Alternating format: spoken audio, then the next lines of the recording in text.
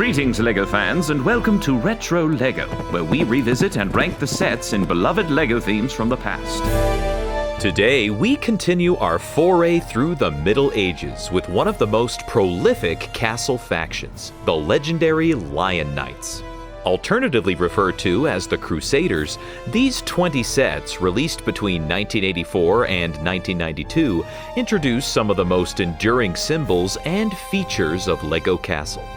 Occasionally at odds with the Black Falcons and the Forestmen, the Lion Knights always struck me as the predominant faction in this era, with the sheer number of sets reflecting their dominance over the kingdom. Their bold primary colors, along with their lion-crested shields, have kept them forever emblazoned in LEGO iconography. And if the massive Lion Knights castle from 2022 is any indication, the love for this faction is just as strong as ever. So, sharpen thine sword, and let us journey into the vast world of the Lion Knights. Taking the bottom spot is set number 1695, Treasure Cart. This also had a polybag release numbered 1463 and a re-release numbered 2889. In any case, this little $2 buggy is filler at its finest. The final set to be released under the Lion Knights banner, they certainly went out small, with this set's 23 pieces forming a functional but altogether unspectacular treasure transport. The treasure itself is somewhat noteworthy, swapping out the typical yellow studs for trans red and yellow, but the minifig, as usual, steals the show. This Crusader lion, so called because of the lion crest on his torso, has the distinction of being the final Lion Knights minifigure. Aside from recent reboots and homages, and his solid blue pants make him exclusive to this set. Apart from its novelty as the final Lion Knights entry, this set is one I can easily recommend skipping, as what you'll have to pay for it far outpaces what it's worth in my opinion. At number 19, we have set number 6010, Supply Wagon. Hitting shelves at $3 in 1984, this little wagon was one of the first wave Lion Knight sets, making its included molded horse quite the novelty at the time. Along with its healthy supply of weapons and tools, the driver of this cart is this peasant, whose common lacy tunic and money pouch give him the look of a merchant peddling supplies to the knights. It's a solid world-building set, but it's hardly essential Lion Knights fare. Number 18 goes to set number 6022, Horse Cart. Yeah, we're going to be seeing a lot of little wagons and buggies in this list. And this $5 entry, another from the initial 1984 wave, can easily be overlooked in the shuffle. The inclusion of 2 spear-mounted flags, a saddle for the horse, and 2 minifigures gives this one a leg up over the previous entries, and it makes a nice, if not slightly forgettable supplement to a Lion Knights setup. The minifigs included are 2 Crusaders' axes, referring to the axe emblem on their torsos. The first has a dark gray neck protector helmet, while the other sports a dark gray chin guard helmet and an arrow quiver. It's still wildly overvalued on the aftermarket, but it wouldn't be a bad pickup if you happen to strike a good deal. Coming in at number 17 is set number 6012, Siege Cart. This little piece of battle gear from 1986 offers a nice splash of action in a small package. Ready to bust down the door of a small keep, this miniature battering ram, or is it a harpoon launcher? I'm not really sure. In any case, it's well equipped to do some damage, even including 2 replacement spears on the sides. 2 unique Crusader lions are included here. One with a chin guard helmet and somewhat elevated with a blue plastic cape, and the other with a neck protector helmet and an arrow quiver, with their solid gray pants granting them set exclusive status, which is actually more common than not in this series. This set is a perfect companion piece to some of the later entries in this list, and if you see it for a decent price, it's not one I think you'll regret. Taking the number 16 spot is set number 6016, Knight's Arsenal. While, yes, it's still just another cart, this 1987 offering has a couple design choices that punch it up just a bit. The hose elements in the back, most often associated with LEGO Space at the time, are used to form a flexible canopy around the cargo, and I just love the creative part usage here. Stashed in the cargo bed are a couple of swords and these 2 clip-mounted throwing axes, a fun little touch that goes beyond the typical weaponry fare. Driving the cart is this soldier with a breastplate torso and a blue plastic cape that makes him, you guessed it, set exclusive. It's nothing world-shattering, but this set is pretty unique and quirky, making it stick out among the sea of horse-drawn vehicles in this faction. For number 15, I'm going with set number 1480, King's Catapult. A late offering in the sub-theme, arriving in 1991, this set revolves around a simple but infinitely repeatable play feature, the working catapult. It goes without saying, but this little gimmick is loads of fun, and LEGO even preempted the inevitable loss of some of the cylinder stone bricks by packing in a couple of extra ones on the side. The included minifigure presents a similar mystery to what we saw in the Battle Dragon set from Black Falcons, as his scaled armor is more indicative of the contemporary Black Knights, while he nevertheless wields a Lion Knight's shield. Insert your own canon here. Is this set groundbreaking? No. But is it a lot of fun? Yes it is. At number 14 is set number 6017, King's Oarsman. In a rare excursion by water, this tiny rowboat from 1987 boasts some really clever part usage. The sails, made up of 4 flag elements and mounted on a lance, add a healthy dose of style and practicality to this set, while this battle axe, ostensibly used as an oar, does its best to serve that purpose in the pre-pirate era. Though the 1x2 plates on either end of the boat are a bit precariously perched, the rest of the build is quite respectable, manned by 2 once again set-exclusive minifigures. The first is a soldier with a breastplate and a neck protector helmet, and the next is a Crusader lion with a chin guard helmet and a blue plastic cape, with both of these guys having red legs and black hips in common. I really enjoy this little set, and the visual variety it brings to the primarily land-based sub-theme certainly sets it apart. Lucky number 13 goes to set number 6023, Maiden's Cart. This 1986 entry is yet another small carriage, but there's a good deal more to work with here.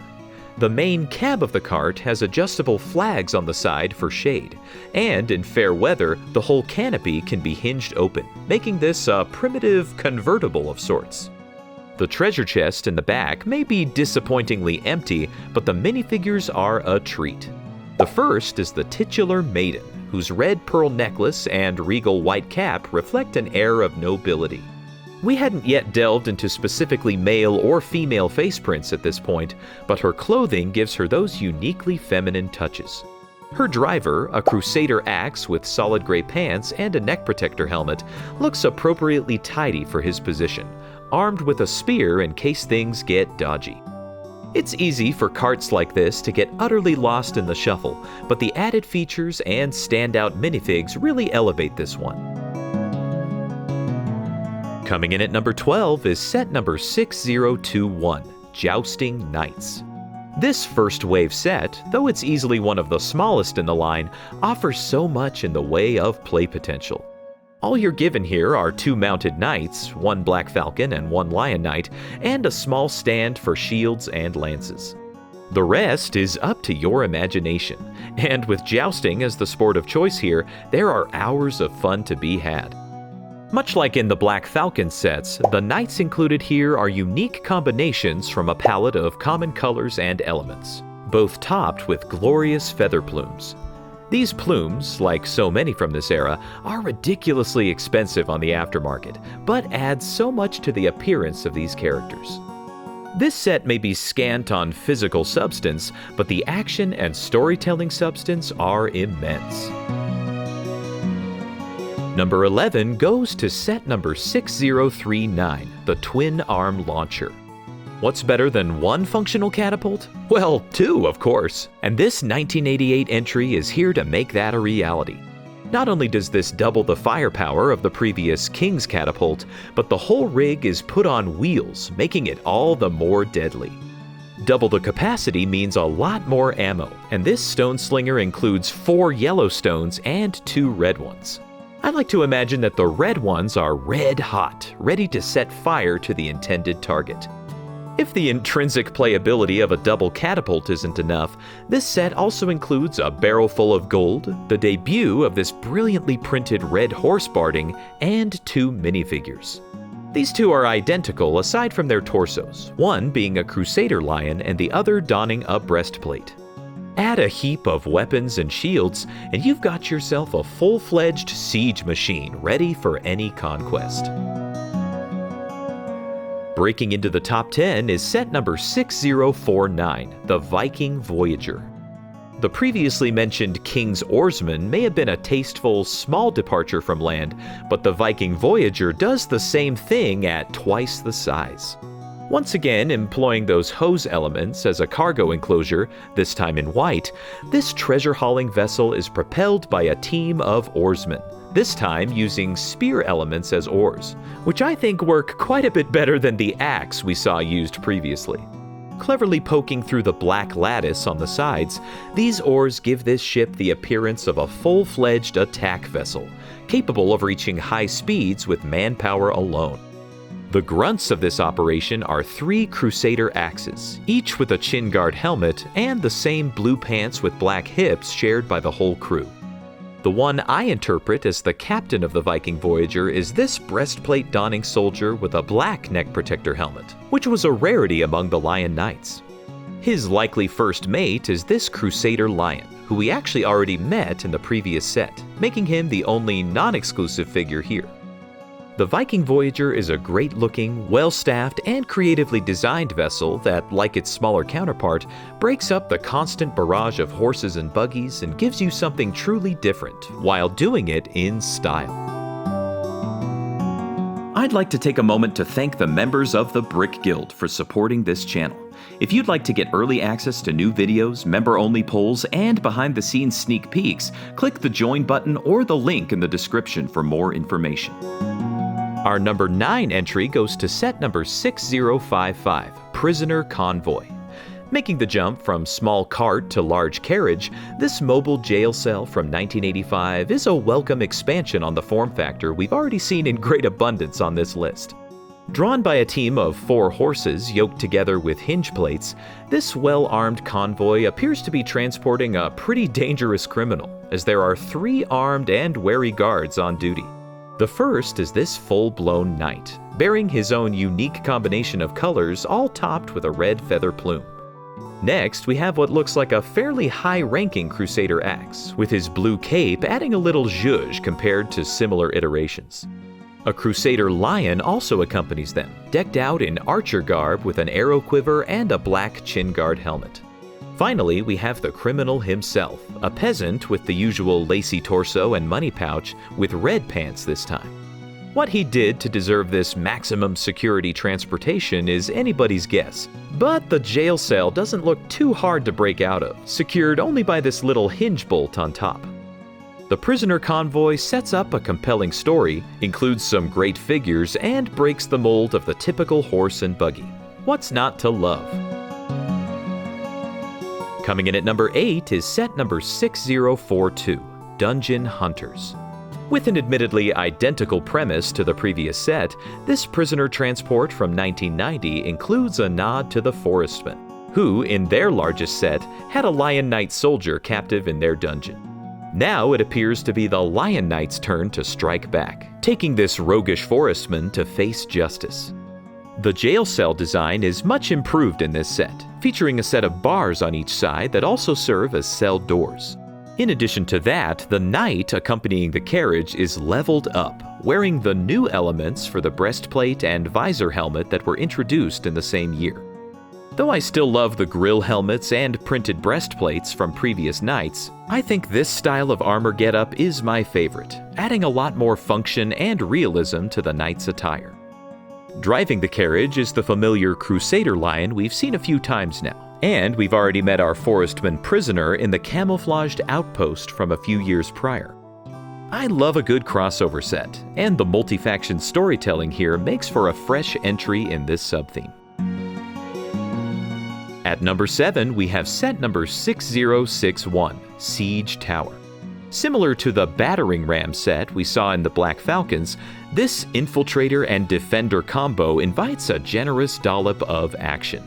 This towering structure designed to lift soldiers over the enemy battlements is absolutely imposing, while the drawbridge-esque deployment mechanism it uses is very satisfying.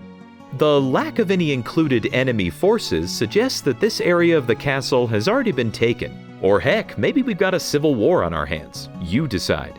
The small bit of castle we're given here sits on 2 modules connected by hinge bricks, making it a particularly useful piece for making an expanded castle setup. The minifigs included here are 2 Crusader axes, who we saw in the aforementioned battering ram set, along with a Crusader axe archer and a knight, whose color combinations once again grant them set exclusive status. Though a less impressive set than its Black Falcon's counterpart, it's still a strong offering and strikes an intimidating silhouette outside the castle walls. Taking the number 6 spot is set number 6041, Armor Shop. Released in 1986, this set provides the many knights and soldiers with their armor, shields, and weapons. The progenitor of this establishment appears to have no favorites, as he's perfectly willing to sell Lion Knights or Black Falcons crested merchandise. The Technic pin connections on the side of the build invite you to connect this to other sets, and that kind of modularity is one of the many things that makes LEGO such a creative medium. The 2 included patrons of this shop are ready to spend some of their hard-earned gold on some new gear. The first is this knight with no helmet, a rare sight around these parts, with luscious brown locks on full display, while the other chooses to make a more dramatic entrance, with his one-of-a-kind combination of colors complemented by his Lion Knight's flag. This colorful, more casual setting makes this set a joy, and shows the knights in a more laid-back environment than they're used to being seen in LEGO Castle. Breaking into the top 5 is set number 6040, the Blacksmith Shop. Basically a must-have in any medieval story, this set released with the very first Lion Knights wave in 1984, and, though relatively small and simple, perfectly captures the industrious nature of a blacksmith shop in the Middle Ages. Helping out a stranded Crusader axe with his broken-down buggy, this shop has everything needed to get him back on the road. Whether the blacksmith is pounding out the wheel on his anvil or adjusting the spokes, he'll get that cart back into shape in no time. A quaint fireplace topped by a chimney generates all the heat necessary for the job at hand, and all the pieces needed to assemble the cart are included, giving this set some serious story and play value. The blacksmith himself fits the part perfectly, with his shirtless torso adorned with a backwards brown plastic cape to represent an apron. His black gloves and peasant hood top off his look, and he's easily one of my favorite minifigures from this whole faction. The unfortunate Crusader axe in need of the blacksmith's services was last seen in the Siege Tower, and makes a few more appearances throughout the subtheme. The blacksmith shop is such a fixture of medieval life, and the Technic pin connections make this the perfect expansion to the other castle sets of the era. Number 4 goes to set number 6081, King's Mountain Fortress. One of the Lion Knight's flagship sets, this sunset entry from 1990 really signals a transitionary period for LEGO Castle as a whole. Built up on a raised base plate, the first LEGO Castle to do so, this fortress has a great sense of dimension. With secret hiding spots, a perilous dungeon, a primitive trapdoor mechanism that kinda works, and even a ghost offering a jump scare, this set is packed with action from floor to ceiling. The enormous brown front doors are framed by a functional drawbridge that, though I wish it had an easier winch mechanism to operate, works pretty well. I suppose my only complaint about this set is that its looks are just not quite to my taste for some reason. That's a completely subjective viewpoint though, and the strength of the play features does make up for a lot of that, but it's just not one I think I'd proudly put on display. The set's minifigures are a lineup of familiar and novel, including variations on the Crusader Lion and updated Knight figures, while also giving us a soldier with scaled armor. A Black Knight's spy, perhaps? We're also treated to the debut of one of my most beloved minifigures, the friendly-looking glow-in-the-dark ghost. I fell in love with this minifig with time twisters, and this early iteration uses a 1x2 white brick instead of legs. Finally, an update of the Maiden minifigure, this time with LEGO's first female faceprint, also seen on the Forest Woman and the Female Pirate. The King's Mountain Fortress is a strong set, but something about it just doesn't fully connect with me, robbing it of a place in the top few spots. Coming in at number 3 is set number 1584, Knight's Challenge, alternatively known as number 6060. As a huge fan of the movie A Knight's Tale, this 1988 set is right up my alley, portraying a raucous jousting match. The main event appears to be a face-off between the Lion Knights and the Black Knights, with the shields of each faction set up on either side of the spectator stands. A rather merry atmosphere is afoot in the audience, with just about everyone clutching a goblet of water. Yeah, I'm sure it's water. The tankard on the side is also filled with water on tap, keeping the spectators continuously refreshed and perhaps a little tipsy. The actual match takes place between the two mounted knights with a colorful divider between them. The bardings on their horses are once again gorgeous, reflecting the opulence of the nobility's favorite sport. To the side, a small weapons rack rounds out the scene, presumably for other competitions on the docket. The minifigures attending this bombastic event are an eclectic mix of social classes and allegiances, including several of the competing knights, Lion Knight and Black Knight soldiers, a peasant spectator, and another maiden of the nobility, who looks like she's basically in charge of the proceedings. I love this set's premise and setting, and the friendly competition between factions is a nice change of pace from their occasional skirmishes. The runner-up is set number 6067, The Guarded Inn. This set also had a re-release in 2001 under the number 10000. Taking the stage in 1986, this set is a perfect blend of cozy hospitality and watchful tension. The building itself is beautiful, with its printed Tudor wall panels serving as inspiration for the Tudor corner modular from this year, even canonically being built on the same spot many years later. The inviting feel of the cottage is then somewhat jarringly transitioned into a wall of battlements, suggesting that it isn't all bed and breakfast here. Even the roof has an archer tower with its own battlements, equipping this establishment with everything it needs for self-defense.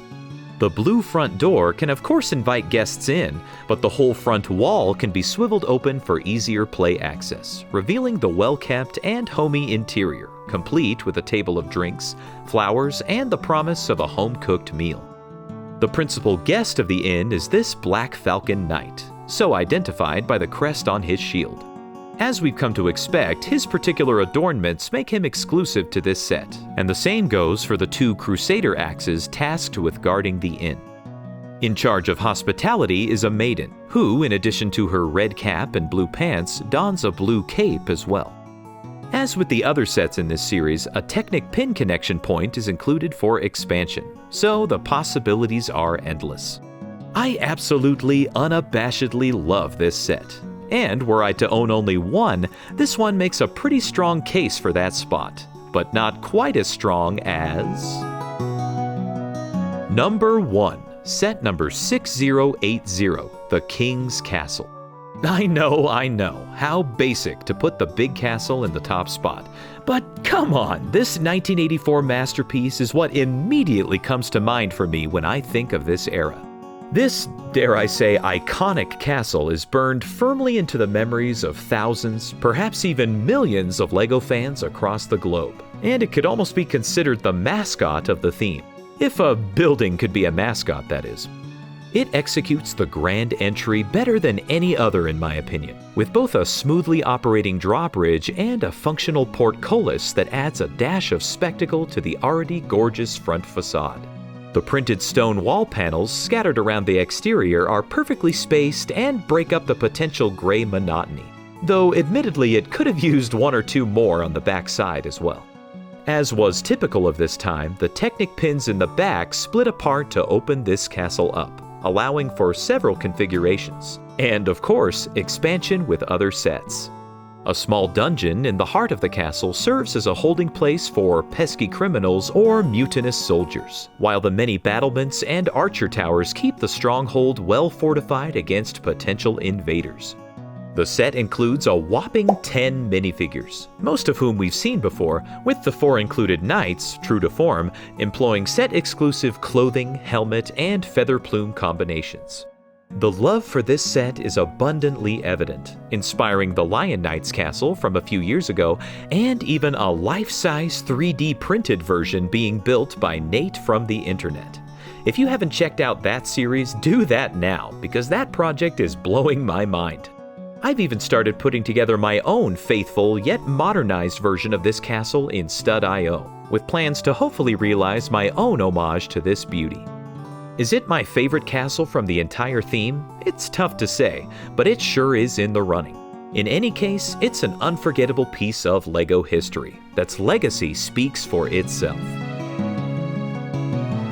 But as usual, what's your ranking on this huge castle sub-theme? Let me know in the comments, and be sure to subscribe so you don't miss out on the many retro theme overviews coming in the future. And until next time, may thine heart be that of the lion.